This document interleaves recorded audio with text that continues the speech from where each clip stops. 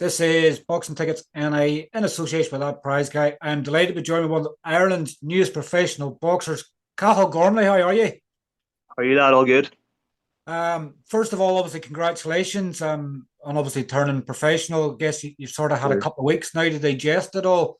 How's Yeah. things changed for you in the head? Like, I guess, probably, I can nearly take the words out of your mouth. You're just buzzing to get started. Buzzing. I want to fight tomorrow if they can make it happen, but nah, I'm enjoying it. Enjoying it out here in America and all too, so still training away, sparring away, even since the fight, nothing's changed. A lot of the lads, my teammates are getting ready for actually I'm sparring this evening. The guy I'm sparring, he's getting ready for the national elites. So nah, I love it out here. Got a good team and got good people around me and just progressing as a boxer. I just knew that the buzzing word would be there. Obviously, I'm Yeah. originally from Korea myself, so it's sort of Derry's the same sort of county, so everybody's always buzzing. And obviously, That's it. I've interviewed quite a lot of boxers up around that direction, and all their favorite word is buzzing. So everybody's always buzzing, and around the north sort of coast sort of area. Um, Yeah, Carl, with anybody I bring on for the first time, I always like to go backwards, sort of. I guess we can't really go forwards because you haven't made your debut yet. So, that's it. like for you, what age did you first get into boxing at? And I guess the most important reason is why did you get into boxing? Mm. I first walked in a boxing club when I was 7, as far back as I remember anyway, and had my first competitive fight when I was 10. And every year since, I've been competing. So, I won Ulster titles all the way through from schoolboy 10 years old or schoolboy 11 years old to 20 years old as a elite. So I progressed the whole way, from schoolboy, junior, youth, and then senior and elite. So I've been boxing since day one, and that's the reason I'm here now, because obviously you know yourself, boxing has a lot of ups and downs. You hit a lot of high points, but there's also low points, and no matter what, I always stuck with it and had good people around me, and now I'm just excited to reap the rewards from it all. You know what I mean? I'm only 21 yet, so I'm still only halfway through my career, Not even probably, maybe. I guess. Well, I Yeah. guess probably you could be at the halfway point. I guess you don't want to be boxing at 42. Nah, man, fuck that, hey. Fuck that. Is there history in the family of boxing? Like, what first got you in the doors? Like, was it parents sort of saying you need to be able to defend yourself? Sort of, what was it that got you in through the doors in the first place? I'm not sure how to be honest. Always as a kid, I was always fucking mad. I was always just hyperactive and stuff. And I just always I don't know. It's always like they fight and stuff. And then I think I was like 7, and we got these wee leaflets to the house from the community centre, and me and my friends joined the boxing club. It was funny. It was three of us boys started boxing at the same time, and three of us were Irish schoolboy champions. So all us three boys really progressed each other as boxers as well. So nah, always loved it from the start. I loved the competitiveness. Just love the thrill, the buzz of boxing. It's unique sometimes to hear that because as you know with friends sometimes if another friend's not good at the sport, in any Yeah, sporting capacity nowadays, if they're not as good as you are, if one stands out more, they normally tend to leave. Sort of. So I yeah, guess in some ways you've your other friends to thank along the way, sort of because you've kept each other together and you were winning together as well. So like did you find the competitiveness as friends very early on? Like when one became a champion, the other just had to follow suit. that's it. It's because we were all making each other better, because we're all sparring each other every night, so it's just kept getting bigger and bigger, and we did some great things, and I'm just blessed they stick with it. I always stuck with it, because I would say I achieved a lot as a schoolboy. I won national schoolboy title, went to Europeans and won a bronze medal, so. But after that, there's high don't last forever. If you're up here, it's gonna come back down eventually, and it crashed, and that was a part that was hard to deal with, but I always just stuck with it. Always boxing was I don't want to say a coping mechanism, but it's just something for me to work towards my whole life, and no matter what, I was just always in the boxing club every day, so I think that's the one thing that really stood out for me, separated me, is I just kept showing up. That's the only characteristic that kept me there, So just kept your showing up. thing when you're in school and they're asking you what you want to be when you grow up at that stage, you already knew that was your career. You wanted to be a boxer, and they're probably Yeah. saying to you, you know, Lewis Crocker's a good example. Just become a world champion this year. Yep. He told his teachers in school, I'm going to become a boxer, and they're going, yeah, yeah, but what about if the boxing doesn't work out and you suddenly fall back on? He's now went That's back to it. his school and went, remember I told you I'm going to be a world champion boxer. I've now accomplished that. Like the school sort of saying to you, but you need to study. The study is important. You need to have something to fall back on. Yeah. No, definitely it was. That's one thing I got too. Like so, after I finished school, I went to college and got my foundation degree in sport. Like so, it was after that. My mom always made sure. My mom always said to me like, you can't like chase boxing full time unless you get something to fall back on. Like, because it's a risky business. Like it's a risky business. So I'm just happy as well that I got my education behind me. Like I finished my foundation degree last year and finished the foundation degree in May and came here in the start of June. Like so. Nah, it's all took off from there, and I'm just gonna. It's always something I can fall back on as well, because obviously I believe deep down in my heart like this is gonna work out, like this is what I'm made for, what I'm built for. But you can't ever be 90% sure, you know what I mean? So that's Exactly. my mom. If it was me, I just want to box all the time. But my mom's like, you better get your fucking education behind you, like. But It's but great. it's like you're probably well aware. I guess the dangers are there for the sport. Not Yeah, obviously.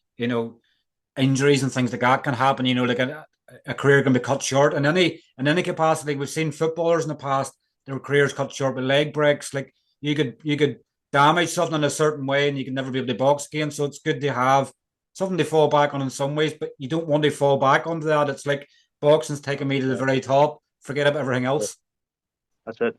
No, that's what I mean. Boxing's what I love, and boxing's what I enjoy. Like I love waking up in the morning, training. Like my life, whenever I'm boxing, like my life's simple. I wake up, train, come back, recover, train again, and sleep. Like that's all I want to do is box. Like, and I want to take it as far as I can. Like, cause it's it's short lived. Like, and I mean, your boxing career doesn't last forever. Like, so I don't want to be 40 looking back saying, I wish I had a fucking put on the work when I was 21, 22. Like, I want to give everything now. Like, and just take it as far as I can, and just show everyone else back home there as well. Like, it's obviously, yourself, like there's a lot of boxers in Belfast and Dublin and stuff, but in Derry there's not, like, so I just want to show the kids too, like, look, you can actually can doesn't matter like where you're from or your background, like you can pursue your passion and follow your dreams and just keep pushing it as far as you can, like. Like Derry's got a great history of obviously of boxing. You think of Yeah, Charlie Nash, you think of Paul McCluskey, you think of definitely. John Duddy, you've Connor Coyle obviously at the moment and stuff there as well. Like, there's a lot of great Yeah, history there. But as you say, probably, I don't know, Cormac obviously has just turned pro there last week as yeah. well. Like for a Uh, time period, like even recently you Danny Duffy and Cahill McLaughlin turning pro, but they're more Letterkenny, Strabane sort of direction. But in Derry yeah, itself, there sort of hasn't been that much the last few years. So like it's good to that's it. see sort of a revival of the younger ones coming through, and it shows the talent's there. It just needs the opportunity to shine. That's it. It's hard to get the opportunities, like no matter what. That's why like I'm blessed to be here in America, like, because I've always kept like a small circle and kept good people around me, like, and have my coach Gene out here. Actually, he boxed for a world title as well. He boxed for WBA world title years ago. Like, so, I'm always trying to learn, keep my circle small, and I feel like I've got the right people around me, like to chase my dreams as well. Like, and the same thing back home. Like, I had a good, obviously I boxed for allies. Like, had a good club, good support network. My family just always kept the right people around me, good people, good family, good friends, and then obviously now in America, I got the right people around me, and I feel like that connection's been built. Like Doug, my manager, and Gene actually came over to my club over in September. Like, so these guys are really like doing everything for me. They really believe I'm going to be a champion, and I believe I'm going to be a champion. So that's the plan. Like, just take it as far as we can always. I'm guessing, as you're saying, you've got that strong family network. I'm guessing, you're boxing what 14 years now as well. So it's not like Yeah. things have changed for you. How's the family network around being a boxer? Like they know that's what you want to do. And I guess nobody's ever going to say, come on, Cahill, you can do something else. You're all right at cricket, or you're all right at this, or you're all right at that. They're all fully supportive of the fact that you're going professional now. Yeah, definitely. Like my dad's always heavily involved too. Like, so my dad's involved with the coaching too in my club always and with me. Like, so I was always really grateful to like have him there as well. Like, because Like obviously boxing's a fucking it's lonely, like it's a lonely sport, and there's a lot of days I came back home and was like, fuck this that, like this is it's hard to deal with, like especially as a kid, like but like he always kept me on the straight and narrow. My mom and dad definitely kept me on the straight and narrow, and people believe in me too. Like I always believe in myself, but people around me believed in me as well. So if it wasn't for obviously boxing's a one man sport, but you need the right people around you, like because you can't deal with everything on your own, like because it's a lot on your shoulders, and that's one thing I've really learned in the past few years too is like to enjoy it. Like if you don't enjoy it, like what's the fucking point of doing it? Like I Yeah. mean you can't show up every day if you're not enjoying it. Like so I'm doing what I love now. I'm So guessing from speaking to you in the short time I spoke to you here, really, Cahill, you're a bad loser. Would I be right in saying that?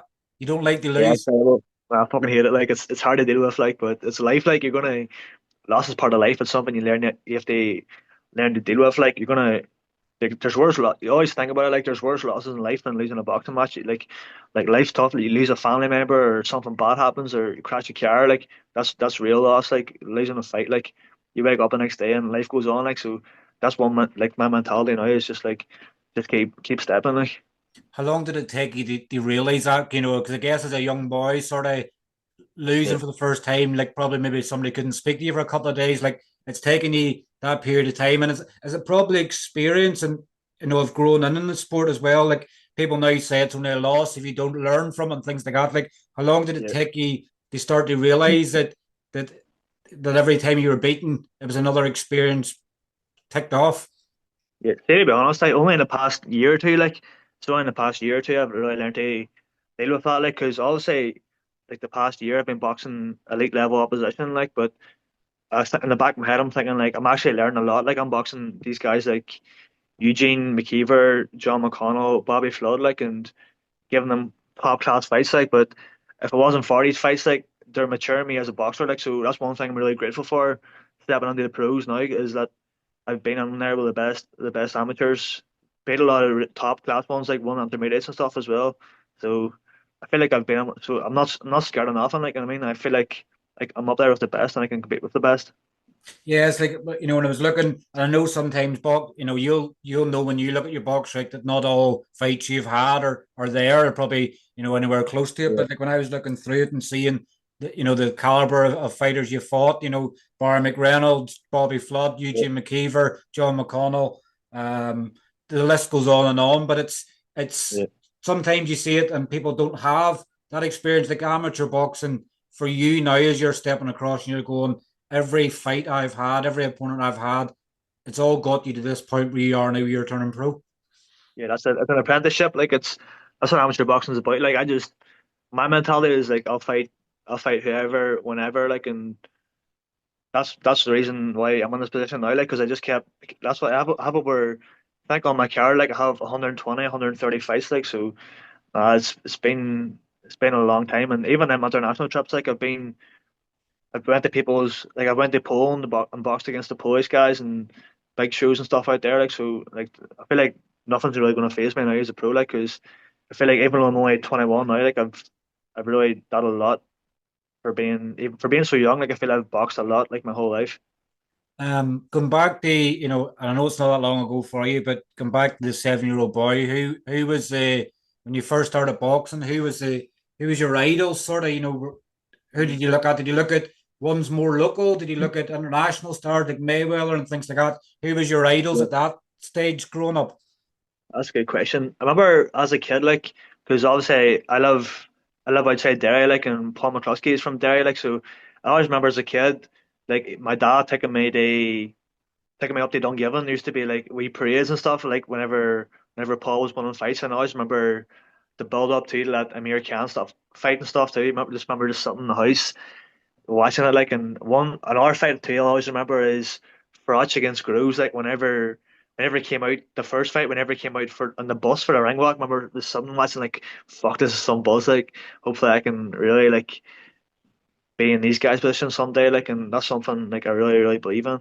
It's important sometimes to have something local, because look if you Yeah, where I just said there, if you'd have looked at people like Manny Pacquiao, Floyd Mayweather, and you'd never met them or you'd only ever seen them on the TV, it's probably yeah, harder for you then to motivate yourself in the gym when times are tough. Whereas when you're someone like Paul McCluskey and Dungiven, you're going, Well, Paul McCluskey can do it. I can do it. Like, what was the That's it. difference for him in doing it? So you having that local sort of person to look at and seeing their success, then it Yeah, was easier for you to replicate that success in some ways.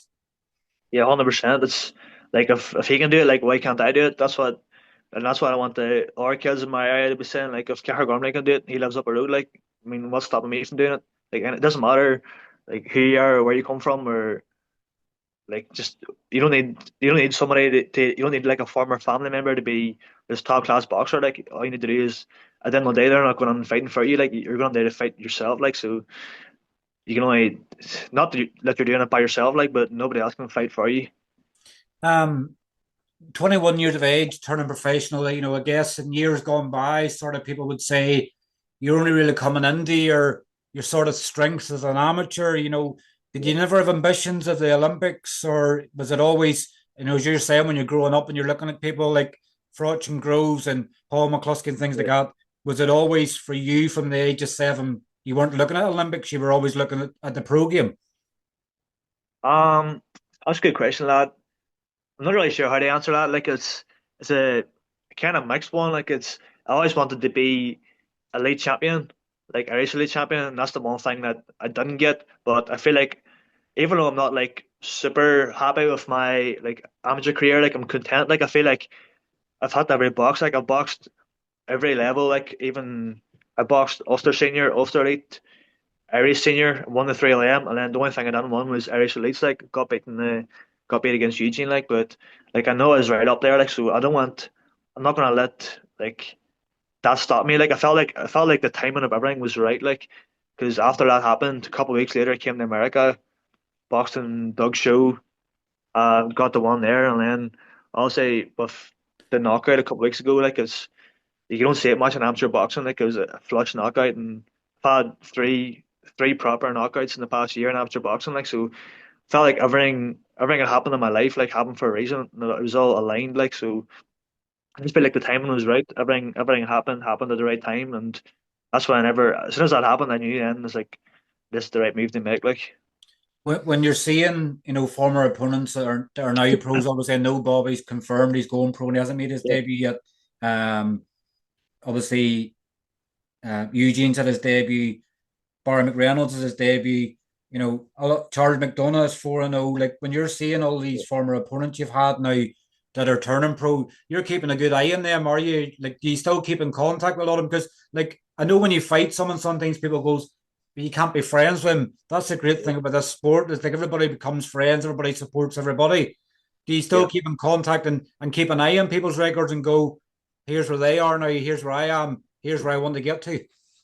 Definitely, like definitely, like my mentality is like you gotta want to see people doing better. If you want to see people do bad, like that's that reflection in you as a person. Like so, no, they're all good lads. Bobby, Eugene, and all too. Like I was speak to them like when I see them about and stuff. Like, but like that's one thing I'm like not grateful that they got they beat me or got a decision over me. Like, but grateful that I boxed them. Like, because we all made each other better as boxers. Like, especially me fighting Barry and I fought Barry in the league final when I think I was turned 19 a couple of days, like, and it was in Derry too, and it was a massive fight for me, like, but it was a really close fight. They beat me in a 3-2, but like, if it, these experiences really made me mature quicker, and that's why I am able to turn pro now at 21, like, because I've had these proper fights against like these guys are all top level, like, and if it wasn't for these fights, I wouldn't be in the position I'm on now. Um, I guess when you most of the opponents you sort of had as well been older than you as well. So like was it harder for you Yeah, sometimes when you were sort of skipping grades? It's like I keep going back to football because that's the other sort of thing I like other than boxing. But it's like a 15-year-old playing for Man United in the first team, yeah. and they're not used to it. Like it's men against sort of boys. Like, did you always feel like you had something extra, did that add extra something to your performance sometimes and going, people don't expect you to win when Yeah. people's older than you and you go, well, let's just go and give a really good account of myself. If I won, it's nearly seen as a shock sometimes. Yeah. Maybe there are people like, but for myself, like probably not, like, because I was sparring elite champions and stuff since I was 14. Like I always remember, even whenever I was 14, Daryl Moore in Box for Illy's, like, and he was elite champion, like, so I was sparring all these guys, top elites, even when I was like the whole way through junior and youth level. But that's why I never felt phased. Like I never felt phased or nothing. Like so, whenever I was going to fight all these guys like Barry and Eugene and stuff, like I always expected to beat them. Like because I believe in myself and believe in my ability. Like so, for all people's eyes, they probably looked at me like, oh, this guy's a kid. Like and I know there's fights too, a lot of fights too. People expected me to get beat that like I won comfortably. Like but I always expect the best for myself. Like and they're no different to me just because they're older or if they've been in the position before. Like some of the guys have like Eugene and stuff like it's been their seventh or eighth elite. Like, but I always felt like guys right up there with the best. Like, and I mean, if you want to be the best, you have to beat the best, and that's what I want to be. Like, That's that winner's mentality, isn't it? It's like no matter yeah, what someone says, you're not going to go into a fight and not going to want to win. What's the point? You might as well just pull out if you don't think you're going to win. Um, yeah. when did the sort of decision of turning pro, like when did you believe, I guess, when did it start coming into your head you wanted to become a professional? You're 21 now. Was it Yeah, whenever you went over to America last year? Like when was your sort of eyes swayed from staying amateur and going pro? yeah. Um, that's a good question, lad. Definitely whenever I came to America, like I always liked the kind of style too. I like sparring. Like even whenever I came here at the start, I was sparring top guys. I was sparring Joseph Adorno. I think he's actually the youngest person ever to be signed by Top Rank, and sparring these really good pros, and it's kind of like a sparring. You're sparring over 6, 7, 8 rounds, like, and I don't know. I just enjoyed it. Like the type of person I am too. Like obviously, I'm a technical boxer, but I like to sit down on my feet and plan my shots, like, and pick my shots. Like I'm not this guy who comes out like balls to the wall, like smacking overhands. Like I like to think people out and figure people out. But that's what I feel like people always seen that on me as a boxer. Like even the first round of my fights, I like to figure people out and figure out their patterns and just see where I can, like if I see a gap or something I can make them pay for. That's what I try and do. Like and obviously it's happened a few times in amateurs. Like but the thing in amateurs is I've had to figure them out quicker because. I mean, you've got 9 minutes. 9 minutes isn't a long time. Like you lose that first round, like it feels like you're chasing the fight. Like, and that's the position I've been in a lot of times. Like I've lost the first round. Obviously, you get the scores between the rounds too, and you come back to the corner and you're sitting there waiting for the scores. And sometimes you're down. You're like, "Fuck!" You're chasing the fight. Like so, tactics and stuff have to change. Like so, I feel like I don't know if I feel like it's going to suit me better as a pro. Like I can think people out and figure their patterns, and then come even at the start. Obviously, it'd be a 4 rounder at the start, but come that third and fourth round, figure them out, and then make them pay for it. That's the type of style I have. It sounds like, and I know I haven't watched you box or anything before and things like that, but it Yeah, sounds to me like the style that you have has been suited to the pro game. It's been able to yeah, keep your feet planted and sort of figure people out in amateur boxing. It's completely different. It's like it's on your yeah, toes. You're sort of trying to play the bull and the matador sort of times. Like the pro game just yeah. sounds like it's a tailor made fit for you. Yeah, that's it. I always realized that, like even watching other elite fighters, like even though I always felt like it was elite level, like I always knew my style was just knew my style was different. Like I don't know if it was for the pros, but I just knew my style was different. Like I always like to take my time and pick my shots and just create openings. And now I feel like now's the right time. I'm in the right place and got the right people behind me to make the move to turn pro. I guess the good thing for you is you go from really good levels in amateur to now you're Yeah, going to become a novice pro, and the good thing about starting off in the pro ranks that sometimes people don't understand is you're not going to be in there with high level pros at the very start, so you're going to yeah, get journeymen at different levels, and I guess that'll be your coach's sort of plan as well as trying to get you a fighter an orthodox, southpaw, come forward, back foot. You're going to have different styles, but you're going to have a lot more time. Where you're yeah, saying in the amateurs, you're going, well, I maybe lost the first round. You're not going to win the first round, and these opponents are going to come on at you and wanting to take your head off. So, as we've seen with fighters, they turn over pro and then they go, Craig, I didn't realize I hit as hard. You've already yeah, knockouts already as an amateur and things like that. yeah, So you might find that your level of boxing goes away up very quickly. yeah. No, definitely. It's even though whenever I make my debut, like I'll be 22, like, but so we're on no rush. Like it's about getting the right fights against the right opponents and just building gradually. Like I feel like obviously I want to fight. That's the problem. That's why I need like Doug, my manager, and stuff behind me. Like, because I want to fight them all. Like, I just want to fight. Like, that's my mentality. I just want to keep fighting. Like, but these I've got the right people around me to keep me right, get me the right fights, and just build gradually. That's why I'm very grateful too. I have the opportunity to fight out here in America on the East Coast, and then eventually come back home too. Like, because also I got a lot of people back home that want to watch me as well. So I've got the best of both worlds. I feel like I'm a fighter from two different areas. Like that's what it feels like. But it's a position I'm really grateful to have. Like, I guess you've been keeping a good eye, obviously, on professional boxing in yeah, Ireland, yeah, particularly the last few years. Like, what have you made? Like, it seems to be the last couple of years that it's, you're seeing shows in Letterkenny, which is probably the yeah, closest you can get to a fight at the moment because of the yeah, way the British Boxing Board is with fights in Derry. I know in the past, Tro McCullough tried to yeah. fight there, and I think it was going to cost a fortune with their ambulances and things like that. So, like, what have you Yeah. made of Irish boxing professionally over the last few years?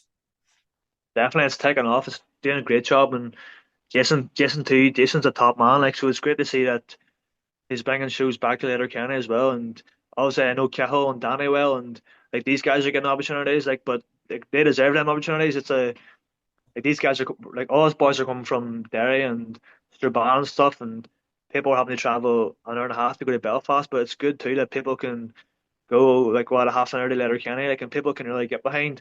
There's a lot of talent in the area, so it's great. It's great that Jason's giving the boxers a chance. You know what I mean? They showcase that. I'm guessing it'll not be long before you're being his DM, sort of saying, when's your shows and trying to plan so that obviously, you're not going to want to fight too many times. And yes, you're going to love fighting in America, but there's nothing beats fighting at home in front of your friends and family. And I know Connor Coyle had said in the past, like his fights were like 3 and 4 o'clock in the morning. People had to Yeah, really either stay up really late or try and watch it back the next day. You want people to be yeah, there in person. So no better place than home. You'll be looking at that's opportunities to it. get in 2026. Yeah, 100%. I can't wait to come back home because people are even text me now, like being like, when's your next fight? No, back home and stuff too. Like if they wait a bit, like it's. But no, I can't wait for it. I can't wait for it. That's why I want to fight back home as well. I don't want to fight. Obviously, I love America and stuff, but I don't want to fight here all the time, like, because it's the people back home that supported me as well, like from as a kid, like, so I want to give them an opportunity as well. They come and watch me fight and support me and my family and my friends, like, so, and I got a lot of support too, and that's one thing that's big, like, because obviously in my area, like, there's not as many boxers, like, obviously in Derry City and stuff, you got Connor and stuff, but I live outside of Derry, and just my area, like, even my ma says she'd be going to the shop for milk, and everyone's like, oh, Cahir's doing great and all, like, we want to come watch him fight and all, like, so definitely, I can't wait to come back and fight, and when we're going to take over the place, like, Signing will obviously with obviously long promotions and the Rosado group. How did that yeah. come about for you? Doug, like, the first time I came here was last November.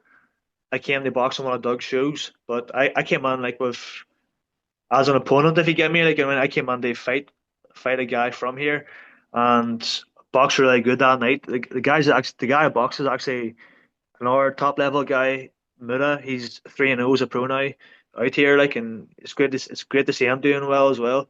But yeah, box really good that night. Got the one and got best boxer of the night. And I remember doing an interview after at the back, doing an interview with like the media. And after the interview, Doug said to me like, "Oh, that was a great performance. Like, we're gonna keep in contact with me, and I'll make sure you get back out again." Like, but in my head, I just felt like he just telling me this, like, because obviously I got best boxer night. I don't know if he's gonna actually live up to it. Like, and came home. I always seen like he was like liking my posts and stuff. Whenever I came back home, and he just kept updated with my career. And then I think it was last May, like a week before the elites, a week before the boxing elites, like he rang me just saying he was interested in bringing me out. They come out and train here for a while, and obviously I boxed on one of his shows. Like, so I felt like the timing was good, like, because I had the elites coming up, so I was in good shape, like, and getting good sparring and stuff. So it was the week after. Actually, I fought in the elites. I beat Cahir Gormley on the Monday, fought Eugene, I think, on the Wednesday, and then came back out then a couple of days later, flew to America. Like, flew on my own that time, and boxing Doug show next weekend, and it was obviously amateur boxing. Like I got the one last show, and I just said to Doug, look, I was there for like 7 weeks, and I was all, I just want to keep fighting as much as I can. Like so, I think I got 3 fights in that 7 weeks. Like I just kept fighting and kept beating the guys, and Doug obviously took a liking to me as well, and he realized that Doug and Gene, like Gene the coach here, we started getting on very good. Like and came back home, and they were like, we're really thinking about developing you as a pro. Like I was like, fuck, this is great. Like it sounds good. Like and Doug and Jean flew over. They actually flew over. They flew over on the Friday, the day before the Crocker Donovan fight.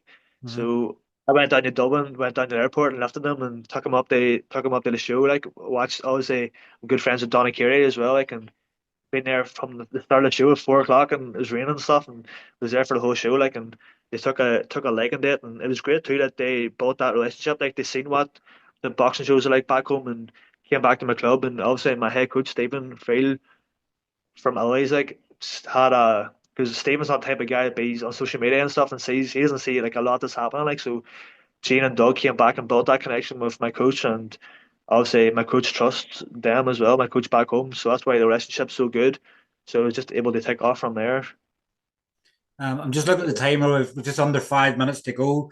Mm. Talk to me. Obviously, I guess your style's going to change to a Yeah. certain degree, obviously, from changing from amateur to pro. But explain the type of fighter you are. Like you sort of say, you like to plant your feet. You like to be calculated. You like to be a technical sort of boxer. Like, as much of Yeah. that going to change as a pro, or we just going to probably hone in more on the skills you already have? And I guess now it's trying to implement certain wee things as a pro. Yeah. Definitely it's like just adding wee bits to my game as well. That's one thing I always like. I'm definitely learning because obviously the American style is a bit different than back home as well. The American style is better suited to the pros, like so.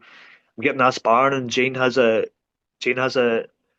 top professional pedigree as well, like boxing for world titles and stuff. So I feel like I'm always trying to learn. Like my style's not going to change that much, like because I'm not going to try and become this new fighter or anything. Like this is the fighter I am suits where I'm going. So it's just really about now. It's about staying focused, staying in the gym, and just just keep boxing. Like every just keep showing up and train hard every day. And I'm really excited for the future. I'm really excited for. There's a lot of big fights ahead. Like, cause time's on my side as well. Like a lot of these guys are turning pro in their late 20s, 30. Like, but I got a lot of time on my side. Like, so it's about developing myself as a boxer and as a fighter too, especially for over these first few years of my career. I guess probably the most important. I guess the question you've been asked probably the most since you turned pro is when are you making your pro debut? Yeah. We're looking towards February or March out in the East Coast. Like I can't give like a location or anything yet, like or date, but Yeah, February or March. you don't want Yeah, to get it's in out trouble there. before you even start. Yeah, I don't want to be announcing no dates before anybody else. Like, but now out here, February and March on the East Coast anyway. When I have my first few fights here, and then go back home eventually, and get everyone back home behind me as well. Final one for me then before I let you go. Where if I was to give you a crystal ball now Yeah. and say where's your dream venue you would like to fight in anywhere in the world, where would it be? Uh, Dream venue in the world. I say probably like something like the MGM Grand in Vegas, like, cause just being a kid, like, I used to stay up and watch the Mayweather fights, like, and it's like they're obviously that's what you fantasize, like, just staying up and watching Mayweather and them big nights, like, and whether people were for him or against him, like he always rose to the occasion. Like so, I always like the buzz of that. Like so, probably Vegas. Like Vegas, take the whole day over to Vegas with us. Definitely, that'd be nice. Well, look, Cal, great to obviously get a chat. We're going to have very many more chats on the Yeah, time to come. We'll maybe make another chat before you make your debut as well. But great to get you on. Great to get a chat with you. Obviously, enjoy your Christmas. I know you're coming back home for Christmas before you go back out. Great to finally make that connection with you. We'll look forward to following the journey. But have a great Christmas, and we'll look forward to seeing your debut at the start of 2026. Thank you, lad. All the best. Thank you for having me on as well. I'll be 100%, back on Cal. again soon. Cheers. Cheers. Thank you, Speak to you lad. soon. Take care. Thanks. Good Bye luck, bye. lad. Bye bye. Bye.